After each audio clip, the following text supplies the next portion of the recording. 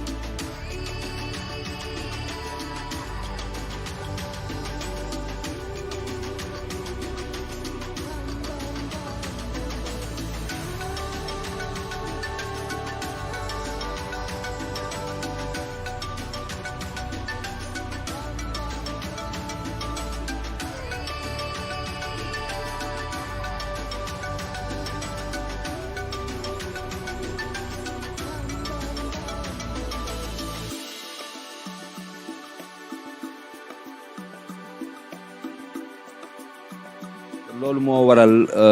waxtaan bi muy nag waxtaan boo xam ne nii bi mooy 12e édition bi ñun ñu koy organiser waa association des villageois de Ndem donc dans le cadre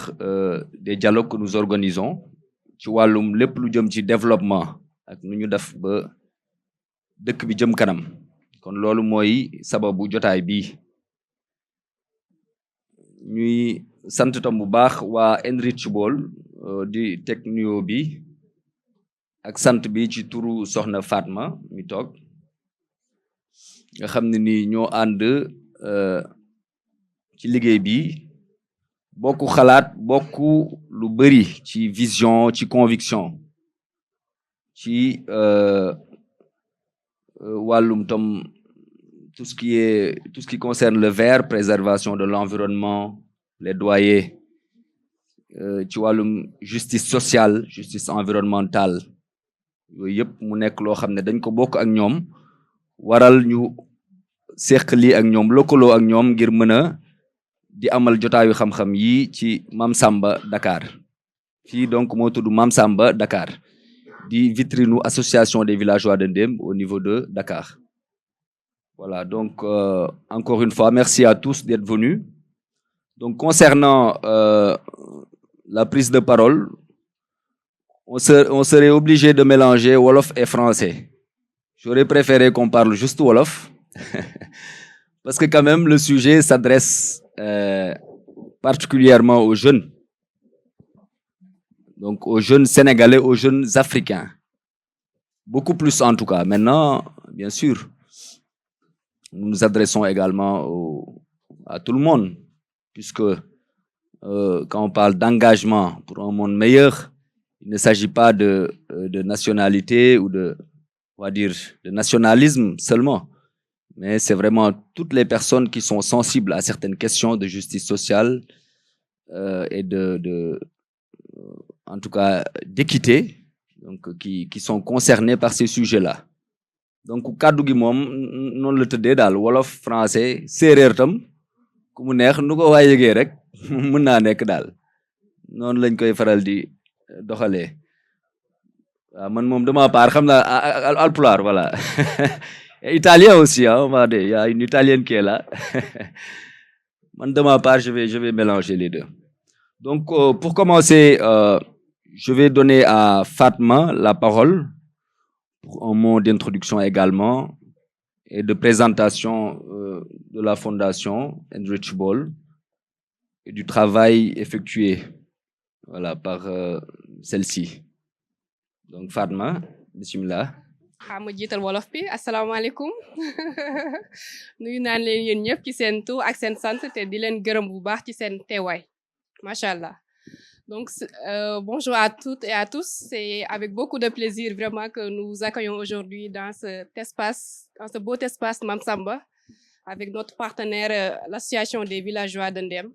Moi je m'appelle Fatma Silla, je suis coordonnatrice de programme transition écologique à la Fondation Heinrich Böll Sénégal. Je vais juste parler sur quelques mots sur la fondation pour certains d'entre vous peut-être qui ne la connaissaient pas encore. Donc la fondation Heinrich Böll, c'est une fondation politique allemande. Nous sommes affiliés au Parti des Verts en Allemagne, mais également nous faisons partie du mouvement des Verts à l'international.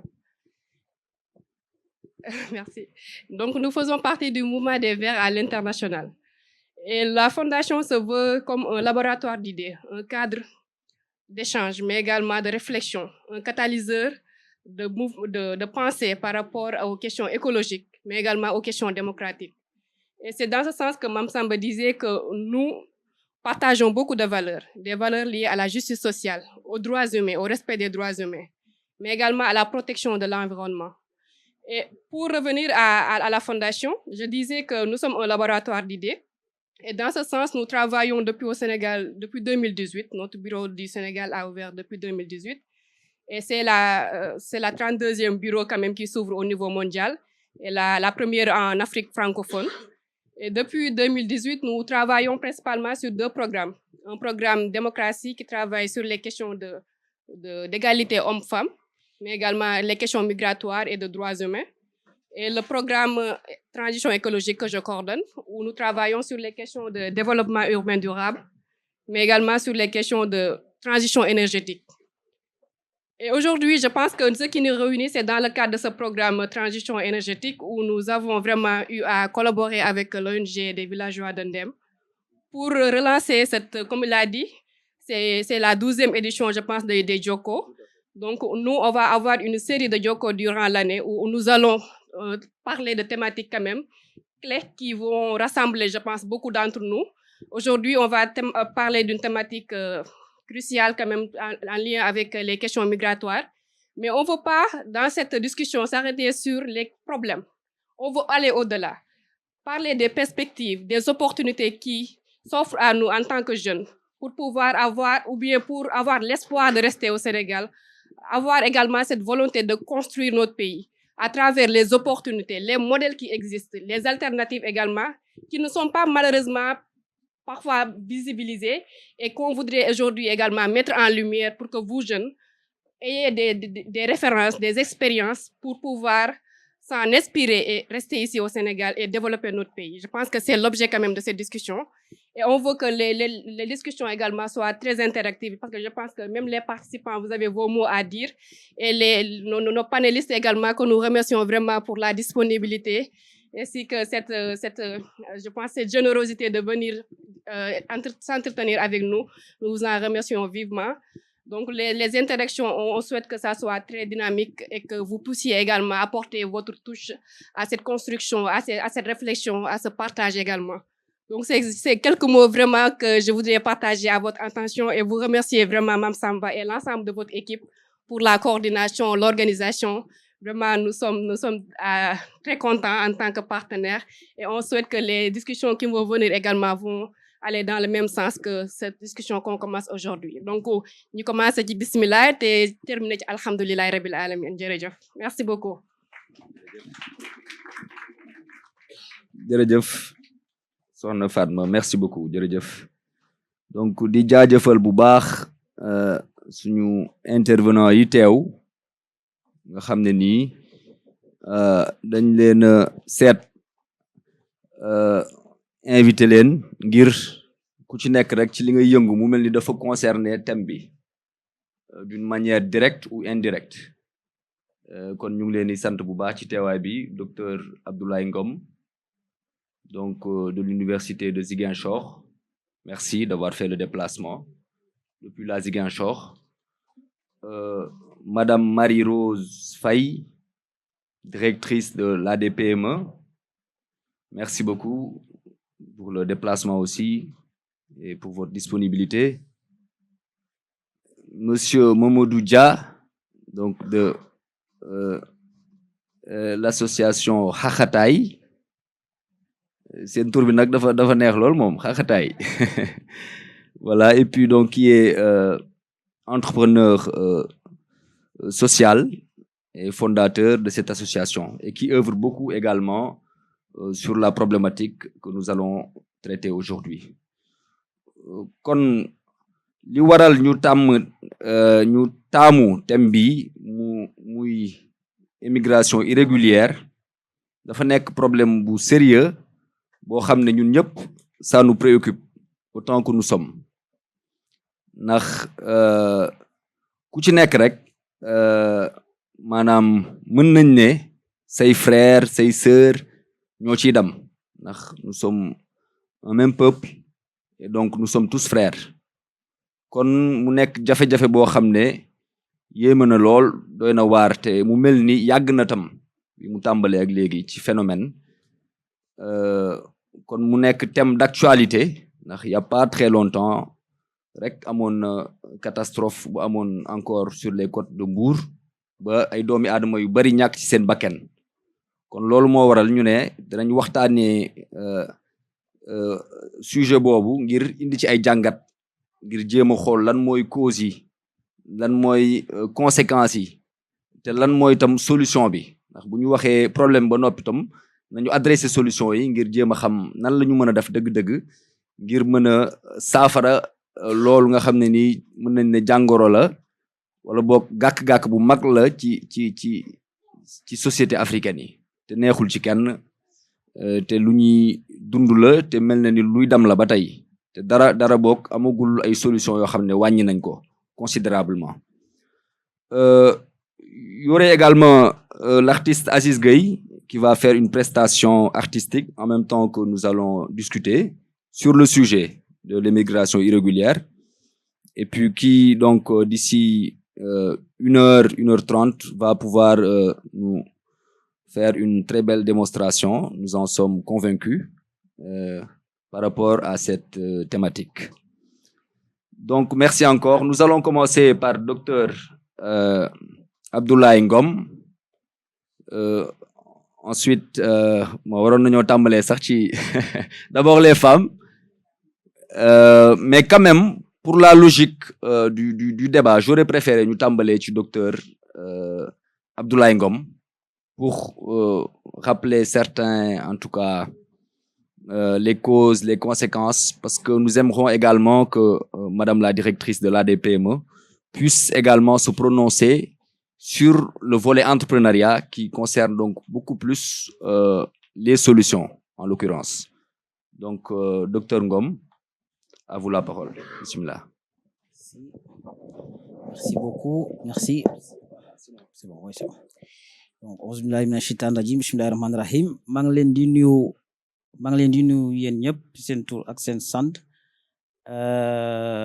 di jaajëfal association des villageois de Ndem pour m'avoir associé donc à ce joko. Donc, et comme j'ai l'habitude de le dire, donc c'est toujours un plaisir de sortir un peu du carcan des amphithéâtres et de venir s'adresser à un public autre que les étudiants et les enseignants,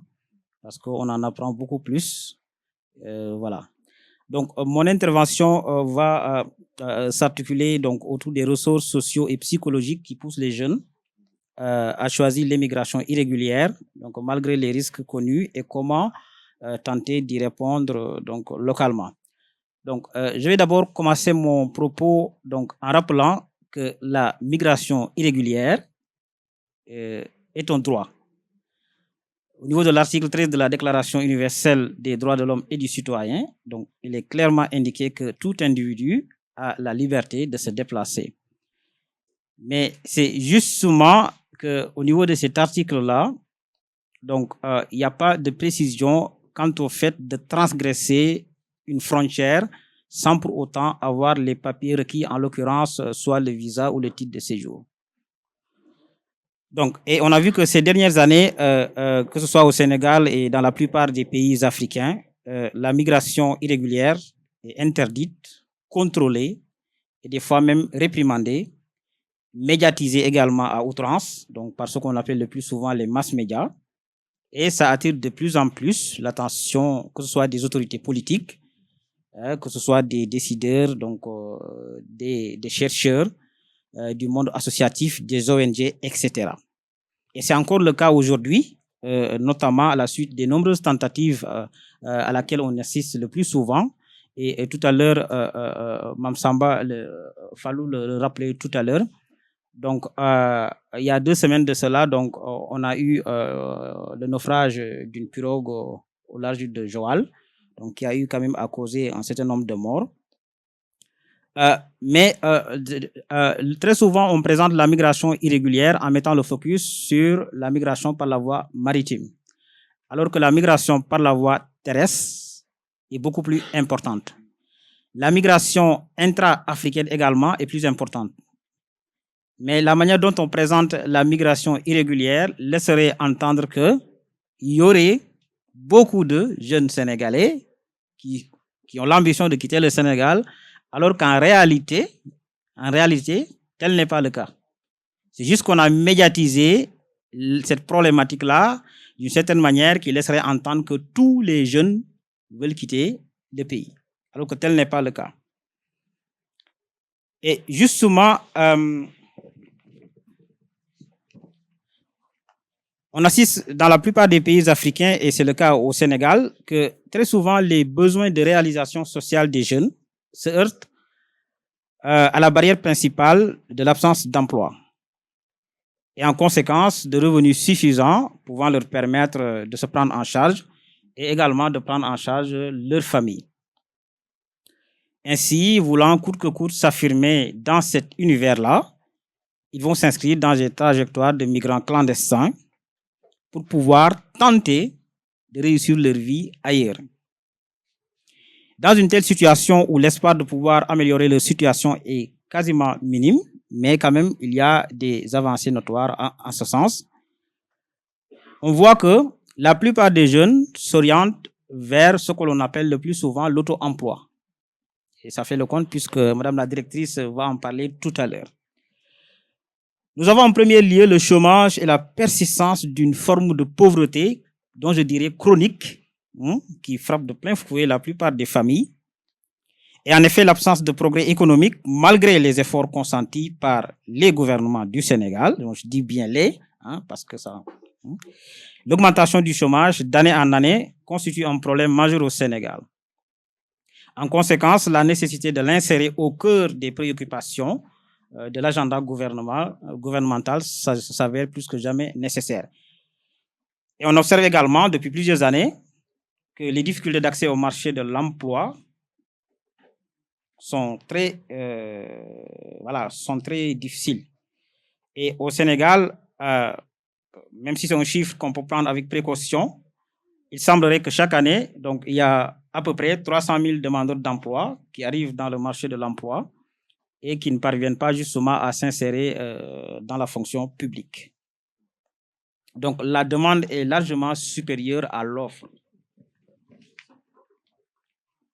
C'est ainsi que la plupart des jeunes s'orientent vers l'auto-entrepreneuriat. Donc, on voit dans la plupart des rues, que ce soit à Dakar ou dans les autres régions du Sénégal, donc des cireurs de chaussures, des laveurs de voitures,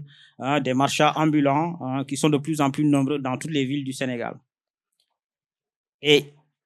le développement du secteur informel reflète notamment le manque d'opportunités professionnelles pour les jeunes. Et ces emplois sont caractérisés le plus souvent par ce qu'on appelle le faible revenu, la précarité et les risques qui sont liés justement à ces emplois-là. Toutefois, même si les revenus issus de ces emplois ne sont pas conséquents, ça permet à ces jeunes de pouvoir résoudre un certain nombre de leurs problèmes ainsi que de leur famille. De notre côté, nous avons également l'influence des immigrés de retour périodique ou définitif. En effet, on remarque que l'influence des immigrés perçus comme des modèles de réussite constitue un paramètre non négligeable dans le choix de certains jeunes à aller en Europe. Au cours de leurs vacances au pays, donc les immigrés y construisent de belles villas, donc roulent dans des véhicules de luxe, et font étalage le plus souvent de biens acquis dans les pays occidentaux. Et ça a un effet puissant, notamment du point de vue de la perception des jeunes qui ne sont pas encore allés en Europe. Les immigrés, donc, ont réussi à faire fortune et sont parvenus à s'extirper un peu de ce climat de crise économique qui frappe. Il n'y a pas que le Sénégal, mais c'est depuis la période post-Covid, il y a une crise économique qui fait que dans la plupart des pays africains, donc, c'est difficile à vivre pour certains jeunes.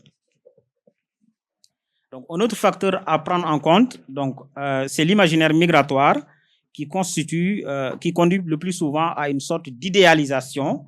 de l'Europe et des autres continents. Et justement, l'ambition d'émigrer irrégulièrement est influencée en grande partie par la représentation que de nombreux jeunes se font de l'Europe, notamment par le biais des mass médias, que ce soit Internet, que ce soit la télévision, etc. Puisque ces outils-là diffusent un certain nombre d'images qui sont très loin de la réalité vécue par ces populations-là, cela peut avoir une influence dans leur choix de décider d'aller en migration. Et la migration est ainsi alimentée et entretenue par une forme d'idéalisation de l'Europe. Et au cours de nos différentes enquêtes que nous effectuons depuis plus d'une dizaine d'années dans plusieurs localités du Sénégal, il est apparu que la grande majorité des jeunes, je pèse bien mes mots, la grande majorité des jeunes que nous avons interviewés, donc, s'est construit une image paradisiaque, voire idyllique de l'Europe et des autres continents. Il y a comme une sorte de prégnance de l'Europe comme un continent où il fait bon vivre et où toutes les bonnes choses de la vie s'y trouvent. Or, très souvent, les candidats à la migration qui réussissent à accéder au continent européen se rendent compte qu'en réalité, il y a un fossé énorme entre les images telles qu'elles sont véhiculées par les mass médias et la réalité en tant que telle. Et en outre, l'obtention d'un travail en Europe est conditionnée le plus souvent quand même par la détention d'un titre de séjour ou d'un visa en bonne et due forme. Bien vrai qu'on peut avoir à côté, on peut faire à côté ce qu'on appelle le travail au noir. La migration irrégulière est alimentée et entretenue par les représentations que les jeunes se font de l'Europe et des autres pays de l'étranger. En effet, un constat récurrent est apparu au cours de nos enquêtes. La plupart des jeunes éprouvent ce sentiment d'aller chercher cette forme de paradis terrestre ailleurs, dont ils pensent que ça ne se trouve pas ici au Sénégal. Autrement dit, les candidats à la migration ont pour la plupart cette intime conviction, parce qu'ils ne sont pas encore partis, mais ils ont cette conviction que dès lors qu'ils parviennent à pénétrer en Europe ou dans les autres continents, ils pourront vivre ce paradis terrestre-là. Et un tel discours n'est pas sans conséquence, puisque même dans les maximes vernaculaires, on rapporte le plus souvent que celui qui ne voyage pas ne connaîtra pas là où la vie est meilleure. Autrement dit, on valorise le départ vers l'étranger. Nous avons enfin les effets des médias dans la construction de cet imaginaire migratoire qui est fortement influencé, comme je l'ai dit tout à l'heure, par les mass médias. Et si nous prenons par exemple le cas de la télévision, on observe que c'est accessible maintenant jusque dans les villages les plus reculés du Sénégal. Et ça a des impacts énormes du point de vue de la perception, de la réussite, aussi bien chez les jeunes qui sont dans les villages et aussi bien chez les jeunes qui vivent en ville.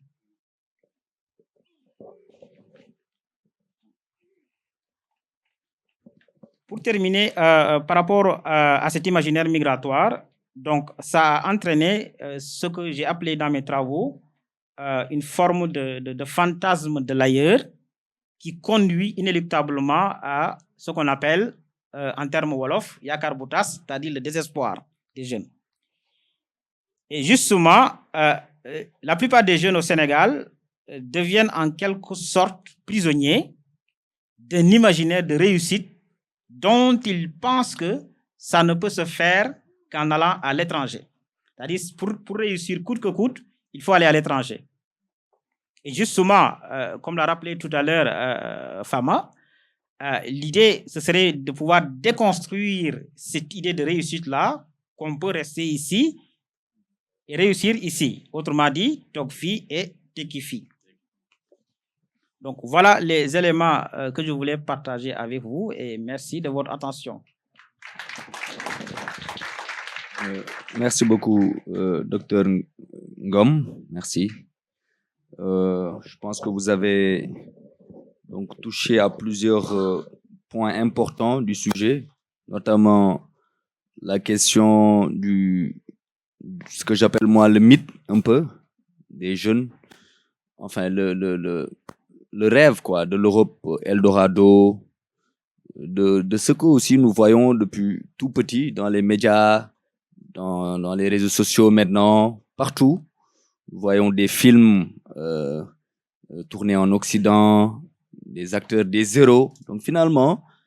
tout l'imaginaire collectif, il semblerait qui est axé en quelque sorte vers une culture qui est autre que la nôtre. Donc ce qui suscite forcément une envie, une curiosité très forte qui peut se comprendre quelque part. Mais peut-être qu'il ne devrait pas justifier quand même certains choix qui peuvent se résumer à risquer sa vie, quoi. Donc, on va revenir peut-être tout à l'heure sur les causes. On va faire d'abord un tour de table avant de revenir peut-être plus profondément sur le débat concernant les causes et les conséquences désastreuses engendrées par ce phénomène chez nos frères et sœurs. Donc, je vais passer la parole à Madame Marie-Rose Faye avant de revenir sur tout à l'heure sur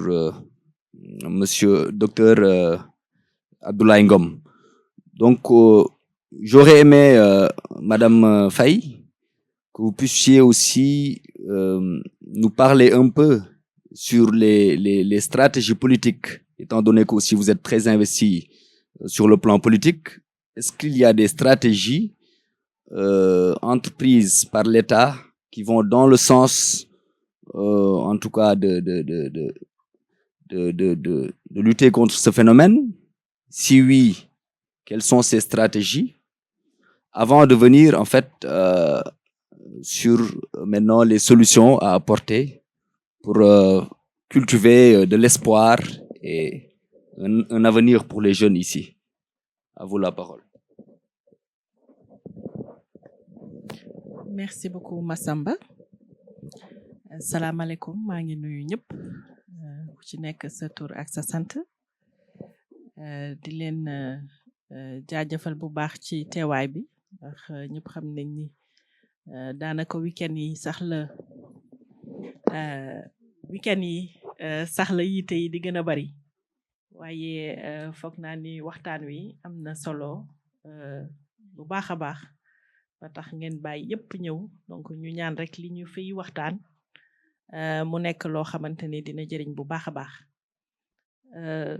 question bi Massamba am na solo boo xoolee suñu dëkk comme ni ko professeur waxee dañu confronté bu baax a baax ci difficulté insérer suñu jeunes yi ci li ñuy woowe marché de l'emploi li yoon mooy bu ñu tottee suñu ndaw yi ñu jiital leen ñu jàngi bu ñu paree war nañu am loo xam ne war nañ ko mën a téye di ci suturlu aussi di suturaal aussi seen njaboot waaye loolu moom moo xaw a manqué ñun Sénégal parce que boo xoolee daanaka xaw ma nan laa koy mën a waxee ci olof bu ñu xoolee entreprise yi nekk Sénégal yépp lii ANSD recensé mi ngi toll ci 408 000 emplois enfin 408 000 entreprises mu nekk déjà lu ndaw ci entreprise 400 000 yooyu boo ko jëlee 99,8% yi ay entreprise yu ndawaan la ak yu digg doom te boo jëlee 99,8% yooyu da ngay jàpp ni kon 0,2% rek ñoom ñoo nekk ay entreprise yu mag a mag ñoo xam ne mën nañ leen woowee ay entreprise yu mag comme ay Orange ak yooyu donc ci des yépp ay entreprise yu ndaw la ak yu digg doom te ci biir entreprise yu ndaw yooyu ak yu digg doom yi mais comme li ñuy woowee auto emploi entreprise yu ndawaan yi ñoo ci gën a bëri à hauteur de 97%. maanaam ñun suñu koom-koom ni mu tëddee ñu ci gën a bëri ñuy entreprendre subsistance pour dund moo tax ñuy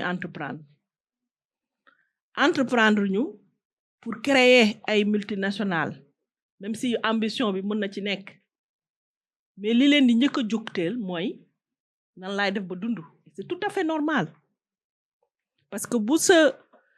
sa société maturul assez pour jox la li nga soxla mais donc koy dem uti loolu moom moo tax ñuy gis ci lu bari ay entrepreneurs individuels ñu yëngu ci lu bari comme marchands ambulants yi mécaniciens yi artisans yi cordonniers yi commerçants yi etc. donc loolu rek bu ñu ko analyser dafay yomb ñu gis ni suñu économie maanaam suñuy koom-koom mais li muy mën a génnee du bari parce que li ñuy liggéey créé wul assez valeur créé wul lu am solo loo xam ne dina delluwaat ci ñun donc loolu bu amee rek il faut que comme ni nga ko waxee Massamba mu am ay stratégie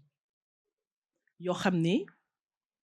dinañ ko mettre en place pour que ñu mën a inverser tendance boobu ba nga xam ni entreprise yi nga xam ne moom moo fi nekk dinañ leen gën a dëgër ñu gën leen dooleel te plus entreprise di gën a dëgër plus muy am ay employés plus am ay nit autour yu ci mën a suturlu ci ni ma ko mën a waxee donc plus muy servir plus de personnes ba tax na c'est vrai que nag lépp xëyul sotti am na ay politique yu bari yoo xam ne jot nañ ko fi teg pour dimbali koom-koomu réew mi boo xoolee ci appareil étatique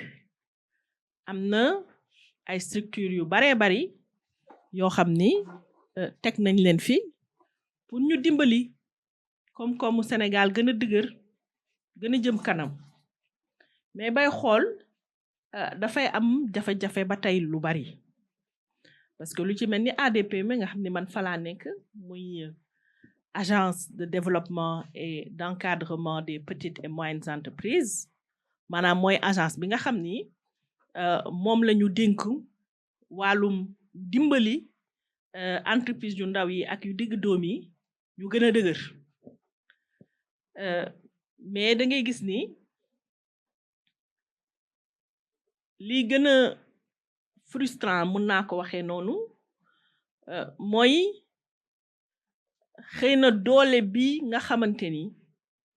structure yooyu war nañ ko mën a am pour ñu mën a am impact bu significatif ci entreprise yi dafay manqué boo xoolee it ci écosystème bi dañoo multiplier maanaam mën naa ne dañoo dagg-daggee li nga xamante ni mooy accompagnement boobu sectoriser ko naam bonul parce que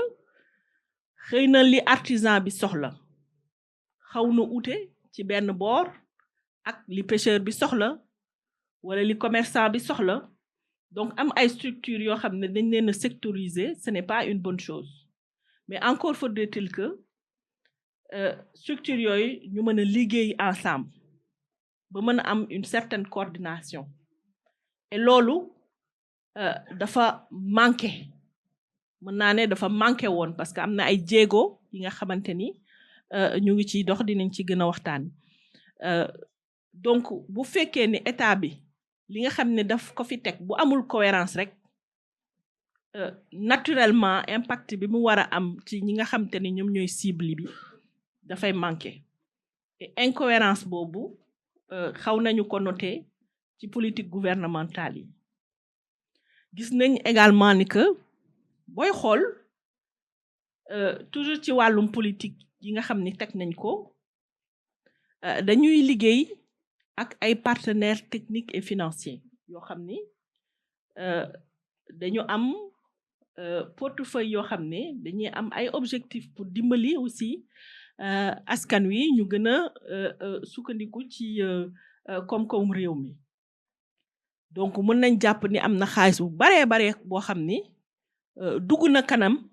na quand même ci dimbali li nga xam ne mooy suñu entreprise yi waaye booy xool ba tey constat bi mooy des na lu bari loolu lu tax est-ce que c'est parce que xaalis bi ñuy dugal ci dimbali bi dugaluñ ko dëggantaan fiñ ko war a dugal wala ni ñu ko waroon a defee xëy na am na luñ ci mënoon a gën a améliorer mu gën a baax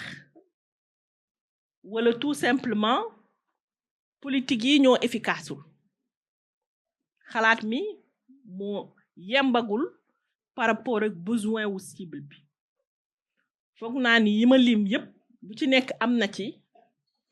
part boo xam ne dëgg la ba tax na je pense que il est temps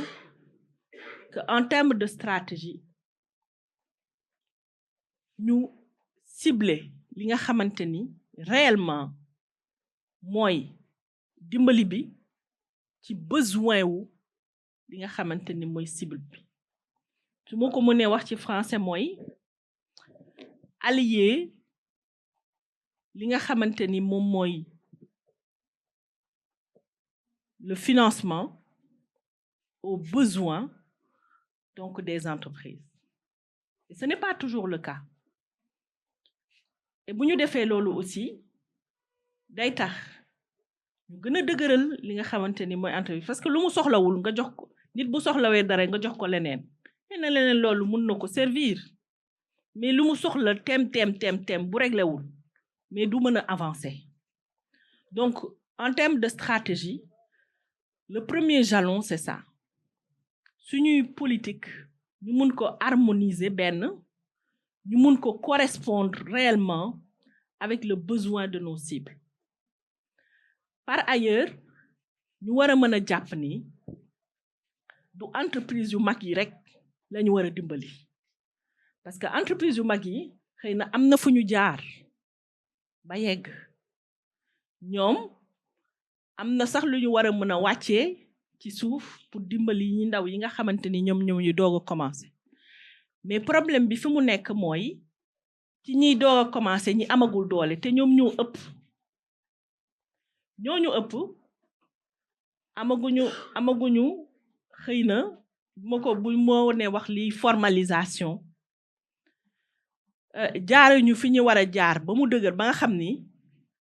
dinañ mën a comme ni entreprise yu mag yi di mën a accéder ci marché yi di mën a am ay proposition yu baax a baax di mën a am ay financement yu baax a baax ñoom yeggaguñu foofu te pour yegg foofu dafa am lu mu laaj chemin boobu il faut que ñu mettre en place des politiques efficaces pour yóbbu leen ci bu ñu ne formalisation luy njëkk a xalaat mooy impôt parce que impôt bi dafa metti waaye lu war la waxaguma ci montant bi ndax diis na wala diisut mais sur le principe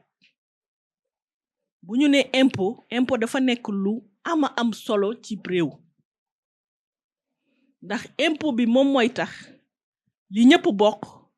ñu mën a àndandoo defar ko mu mën a ñëwaat ci li nga xamante ni mooy askan wi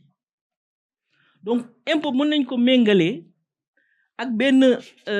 disons pot rek bu nekk ci biir kër gi bu ñu ñëpp benn famille bu dëkkee ci biir kër gi papa ji rek buy def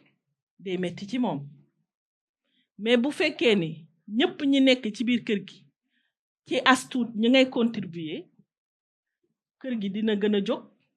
waaye dina gën a moins 10 dina gën a moins 10 ci poche ñuy joxe bu fekkee ni kenn mooy joxe c'est la même chose pour impôt dëkk bu ñu bëggee mu dox ña dëkk ci dëkk ba il faut que ñu am loo xam ne ñu koy génne as tuut ci seen poche dugal ko pour que tali yi ñu mun koo defar ñu am ay hôpital yu baax ñu mën a am ñoo xam te ne ñoo ñuy liggéeyal ñu set dëkk bi set leneen ak leneen ak leneen loolu la impôt di jëriñ donc sur le principe impôt dafa am solo et bépp citoyen war na mën a fay li nga xamante ni mooy impôt waaye impôt boobu aussi waruta mën a tax ci li ngay liggéey doo gis sa bopp ba mu lay gaañ foofu la wax bi ne donc ci stratégie yi aussi war nañu def de sorte que impôt yi nga xamante ni moom la ñuy teg di ko warloo ak bépp citoyen sénégalais mu nekk lu ndaw a ndaw loo xamante ni nit ki bu koy génnee du ko sentir ba nga xam ni du nëgg sërëx laa ko mën a waxee ba du fay impôt parce que loolu moom moo efficace li efficace mooy ñëpp fay impôt te bu ñu bëggee ñëpp fay impôt il faut que ku nekk ci ni nga toll ñu prendre ko en considération munoo yow li ngay fayeeku wala li ngay am ci sab liggéey bariwul boo ko liggéeyee ba pare fay na genn wàll gi nga joxe ko nga am yeneen soxla kii nga xamante ni moom mooy gañe lu bari war na mën a am xëy na lu xaw a as tuut lu gën a bari loo xam ne moo koy joxe waaye kii gañe li tuuti war na mën a am aussi lu gën a tuuti loo xamante ni moom lay joxe donc ñu équilibrer ko mais ci équilibrage boobu il faut que ñu prendre en compte l'ensemble maanaam na laa ko mën a waxee ku ci nekk ci fi nga toll xam nga wax naa li nga xamante ni mooy entreprise yu ndaw yi ak yu digg doom mais boo xoolee comme ni ma ko waxee sànq yi ndaw ndawaan yi yu ndaw ndawaan entreprise yu ndaw ndawaan yi ñoo gën a bari Sénégal te loolu xëy na war nañu mën a am statut particulier boo xam ne mën nañ leen koo jox ndax ci entreprise yu ndaw yi mën nañ différencier koo xam ne dangay xëy yow dong comme marchand ambulant par exemple par rapport ak un commerçant boo xam ne am na boutique am mi ngi def chiffre d'affaires am bu xaw a baax amul coono ba am na benn wala sax ñaari employé yi koy liggéeyal ci boutique bi xam nga ñaar ñooñu bokkuñu li ñuy am donc war nañ leen mën a différencier ba tax na même ci entreprise yu ndaw yooyu war nañu différencier kan moo ci kan ba nga xam ni bu ñu nee entreprise bu ndaw rek parce que état moom dafa am ay règles dañ koy processer bu ñu xasee ba def catégorie ñëpp ñu nekk ci catégorie boobu dañ la naan tàngay fay donc yow mi nga xamante ni yaa ngi ci 10 000 francs par jour ak ki nga xam ne mi ngi ci 100 000 francs par jour la naan rek yéen tàngeen di fay parce que yéen a ngi ci catégorie wu ndaw ndawaan yi waaye loolu baaxul parce que ki am 10 000 ak ki am 100 000 wala ki am 1 million boo leen ne même chose ngay fay day métti ci moom ba tax na am na yenn statut yoo xamante ni dugal nañ ko lu ci mel ni statut de l'entrepreneur mi nga xamante ni OHADA moo ko dugaloon pour prendre en considération ñi nga xamante ni ñu ngi daan seen doole te xëy na yeggaguñu fi ñu war a yegg donc statut boobu foog naa ni bu duggee ni mu war a duggee ñu ngi ciy liggéey mais bu duggee ni mu war a duggee dina am ay facilité yu baax a baax yoo xam ni dina permettre ñiy doog a door nga xamante ni amaguñu accompagnement nécessaire ñu wàññi leen li nga xamante ni loolu la disons état bi teg pour mën a structurer et ñu mën leen aussi permettre ñu tegu ci yoon bi nga xam ni moom moo leen di permettre ñuy yéeg nànk ba mën a jóge ci li nga xamante ni mooy entrepreneuriat de subsistance bi mën a yegg nag ci entrepreneuriat boo xamante ni day indi koom-koom waa kay. jërëjëf soxna si kàddu yi am na solo lool laal nga pàcc yu bari ci entrepreneuriat ci incohérence bu bari bu fi am entre les instances gouvernementales et le terrain parfois décalage bi ci am ak wàllum impotam ni mu amee solo ak tam finalement fragilité bi am ci suñu économie bi daal nga xam ne ni on sait tous que la balance commerciale est déficitaire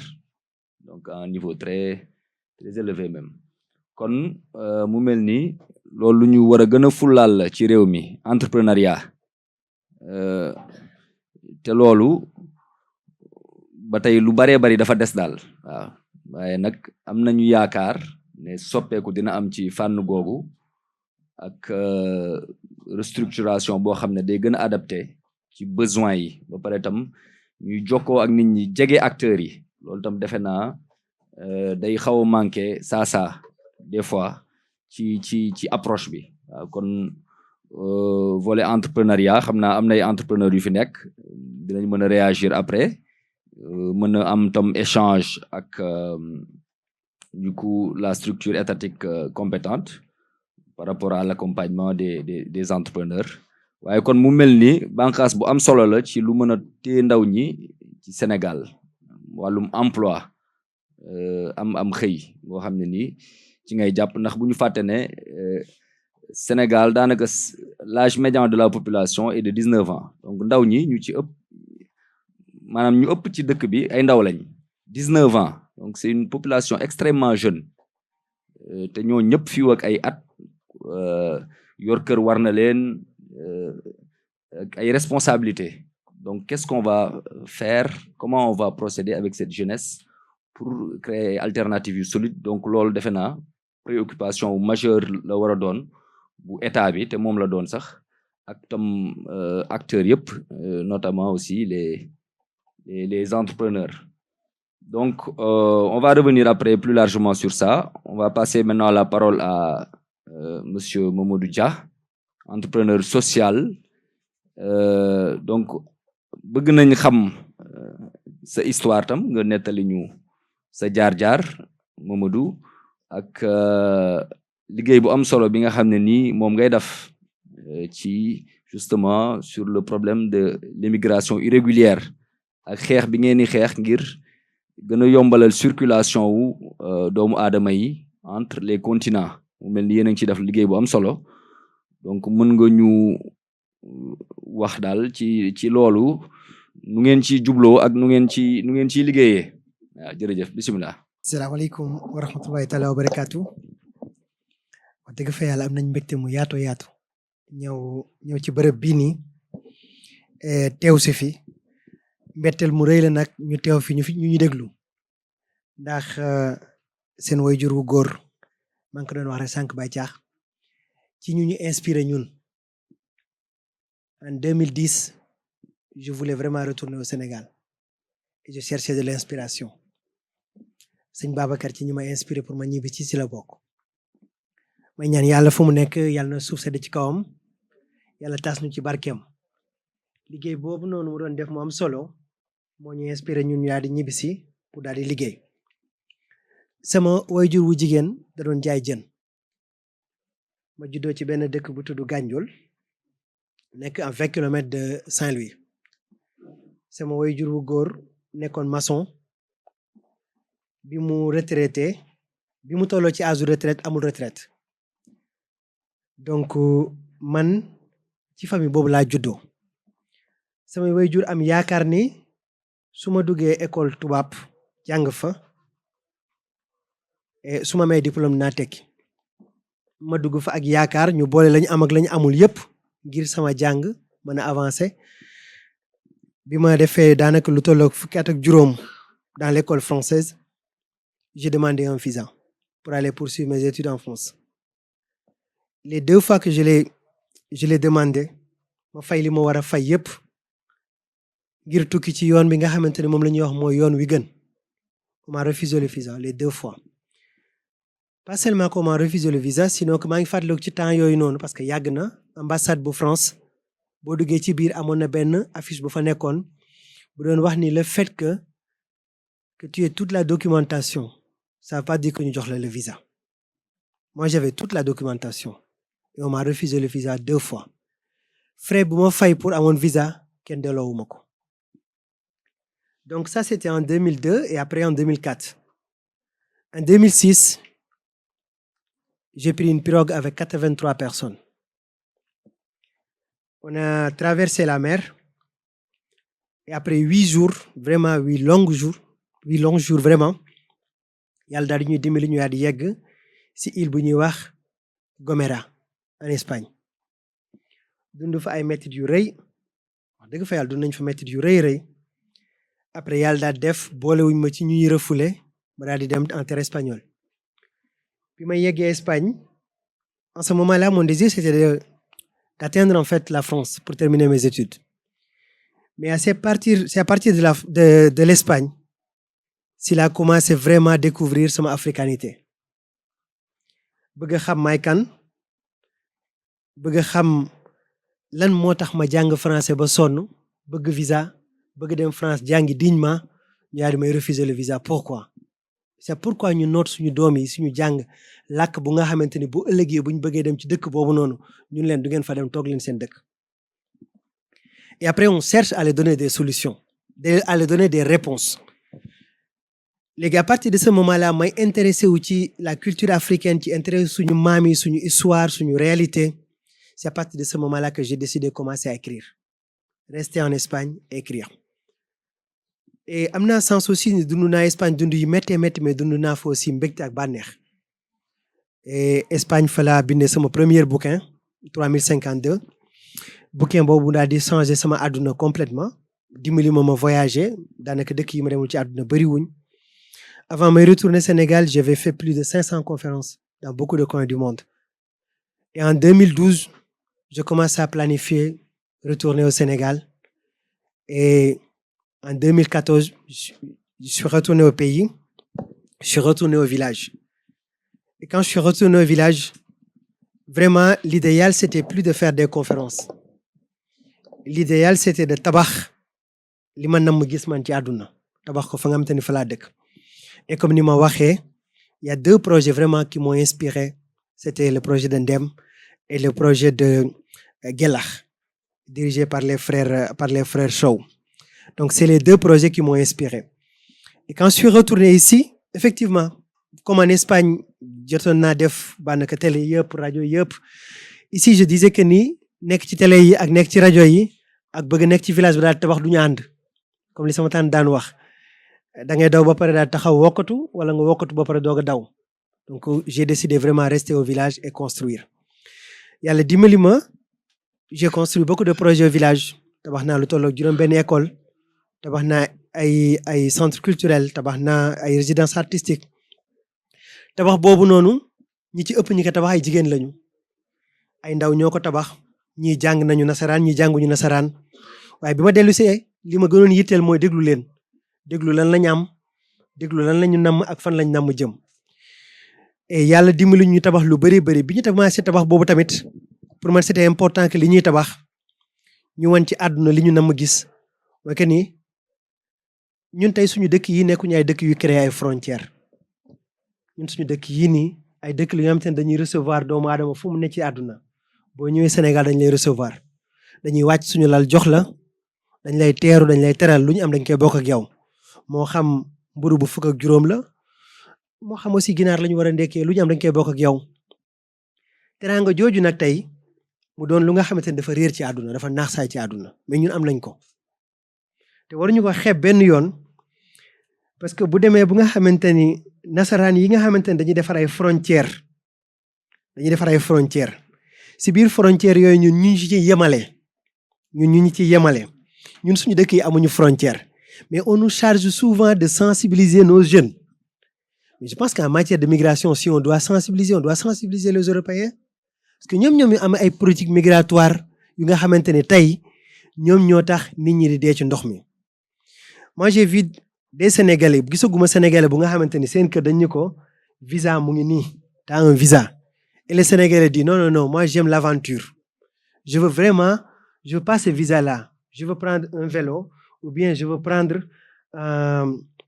une pirogue pour partir je l'ai pas encore vu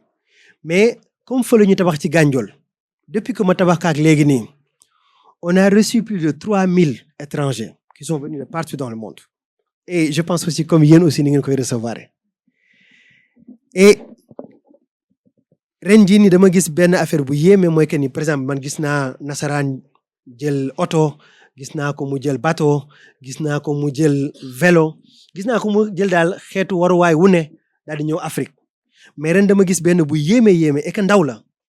xale bu ndaw a ndaw la wax dëgg fa yàlla 23 ans la am dafa dox France ba suñu kër France la doxee ba suñu kër mu ngi jëm ba Afrique du Sud donc daaw la ñëwoon suñu kër continuer di dem kooku noonu tey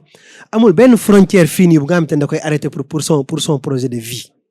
amul dafay dem fi mu bëgg a dem dund li mu bëgg a dund après bu ñibbiwee bitim réew bu ko neexee mu bind ay livre bu ko neexee mu daal toog ci ay télé def ci ay waxtaan bu ko neexee mu daal toog ci ay émission def ci ay waxtaan mais du am benn problème mais ñun suñu ndaw yi nii moo tax en général bu ñuy mélanger bu ñu toogee ci ay bërëb di waxtaan ñu mélanger migration mélanger ko ak travail dafay xaw doon lu nga xamante ne dafay yéeme bu ñu delluwee ci baat bi nga xamante ne mooy baat de base bi muy tukki ñu boole ko ak liggéey dafay doon lu nga xamante ne dafay yéeme parce que doomu aadama dafa war tukki dafa bokk ci li nga xamante ne ci suñu formation humaine la bokk ci dimension yu bëri nag xeetu tukki yi dafa bëri tey dama lay wax ni la par exemple ñun par exemple man li may yóbbu ay ndaw ñu dem bitim réew ci ay congrès ay espace dafay bëri war na yàlla da ngay souffrir un professeur d'université tu veux un visa pour lui pour mu daal dem participer ci benn colloque à Bilbao wala à Barcelone wala feneen ak feneen billahi wallahi taala da ngay rus da ngay yéemu du dem ak ku mënti doon nag du dem da ngay yéemu du dem tu es là à chercher de midi à 14 heures ba xam fan la war jaar pour dem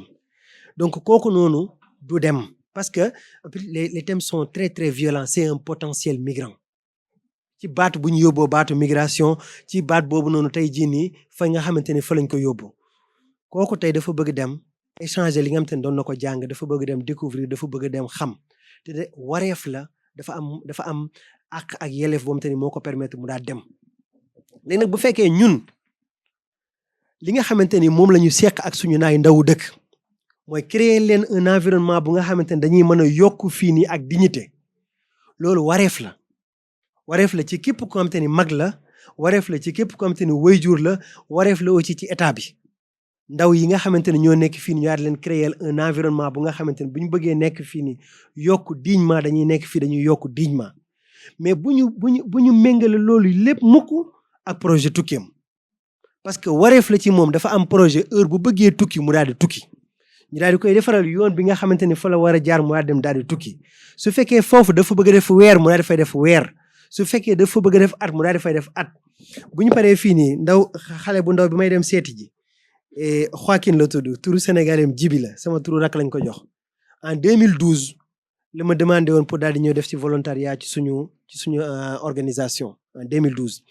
il voulait juste pour 3 mois je lui avais donné 3 mois mu daal di ñëw def volontariat ci ñun bi 3 mois yi jàllee mu ni dafa bëgg 6 mois ma defalaatal ko 6 mois ça c'était en 2012 ba léegi nii mu ngi fii di liggéey Dakar la nekk il dirige 3 entreprises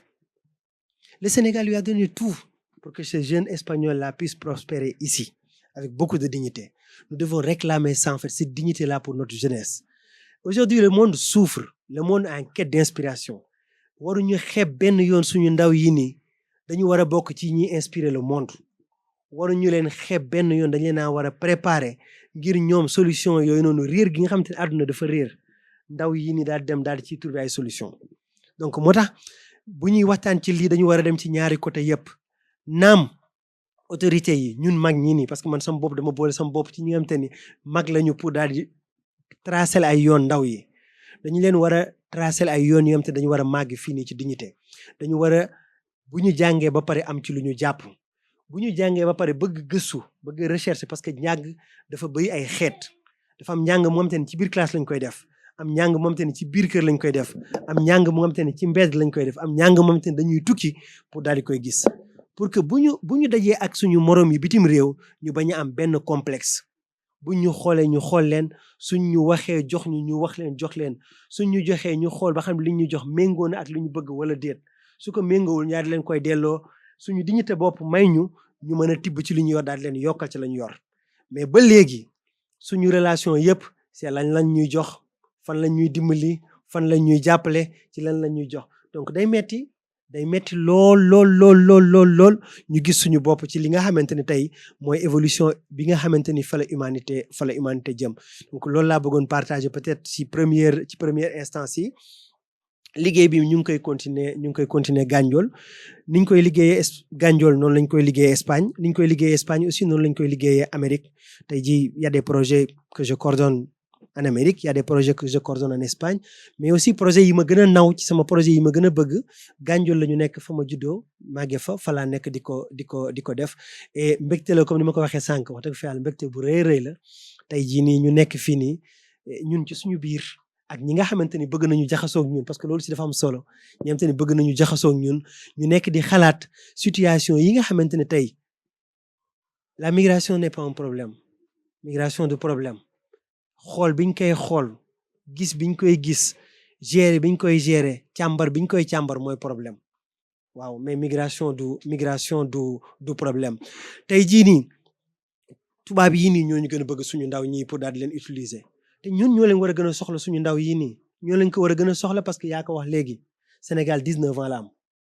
li fi ne ci suuf tey boo ko tiimoon boo jëlee avion nga tiim Sénégal da nga naan fan la kër yi nekk suuf kese la donc delluwaat ci biir àll bi bay dafa jot mais nañ ñu ko aussi tamit nañu ko njiit ñi wan suñu doom yi dañu waroon def képp ku nga xamante ni état bi moo lay fay sa doom warul jànge bitim réew sa waa kër waruñu fayoo bitim réew bu ko defee lu ñu am yëpp ñaari koy investir suñu école yi investir ko suñu centre de santé yi képp ko feebar fi man fi fajoo képp comme seen da nga bëgg a jàng fi daal di fiy jànge man sama ñaari tuut tànk seen yaay tubaab la mais fii la ñuy jànge pourtant nit ñi dañ may fàttali chaque fois ni ma mais yow la moo tax sa doom yi mënoo leen yóbbu bitim réew ñu jànge fa wala moo tax mënoo leen yóbbu école française ñu jànge fa non école bi ma defar man école boobu dama ko naw école boobu laa bëgg sama doom yi daal di fay jànge bu vacances jotee nag wax dëgg fa mën nañu dem seeti seen maam daal di dem seeti ko daal di nekk ak moom foofu waaye nañu naw li nga xamante ne suñu borom jox nañu ko parce que yàlla seetaan nañu de ñoo seetaan suñu bopp.